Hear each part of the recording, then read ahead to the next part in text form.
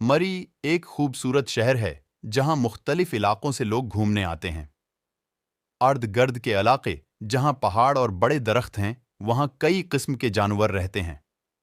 بندروں کے خاندان بھی وہاں بڑی تعداد میں ہیں۔ ان میں ایک بندر بہت لالچی اور شرارتی تھا۔ اس کا ایک پسندیدہ مشغلہ کھانا اور چیزیں چوری کرنا تھا۔ اس بندر نے ایک دن اپنی پڑوسن گلہری کا ذخیرہ کیا ہوا کھانا چرایا اور پھر وہ آہستہ آہستہ انسانوں سے بھی کھانا چھیننا شروع کر دیا۔ ایک دن اس کی نظر سڑک کے دوسری جانب پکی ہوئی خوبانیوں سے لدے ہوئے درخت پر پڑی۔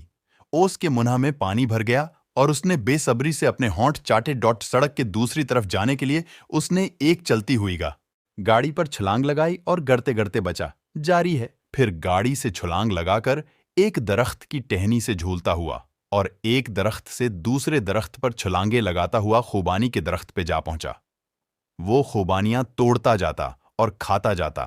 بہت سی خوبانیاں اس نے ہاتھ میں پکڑ رکھی تھیں۔ اچانک ٹہنی اس کے ہاتھ سے چھوٹ گئی اور وہ بلندی سے سڑک پہ جاتے ہوئے سائیکل سوار کے ٹوکرے میں گرا۔ سائیکل سوار کا توازن برقرار نہ رہا اور وہ سائیکل سمیت جھاڑی میں جا گرا۔ ٹوکری گلاب کی پنکھڑیوں سے بھری ہوئی تھی۔ اس لیے بندر کو چوٹ نہیں لگی۔ آسی دوران بندر کو احساس ہوا کہ لالچ بری بلا ہے۔ بندر جان بچ جانے پہ شکر ادا کرتا اور شرمندگی محسوس کرتا ہوا اچھل کر باہر نکلا اور سہما ہوا ایک دیوار پر جا بیٹھا۔ تھوڑی دیر بعد اس کی نظر دو لڑکوں پر پڑی جو اپنے ہاتھوں میں پاپ کارن کا ایک بڑا تھیلا پکڑے ہوئے تھے۔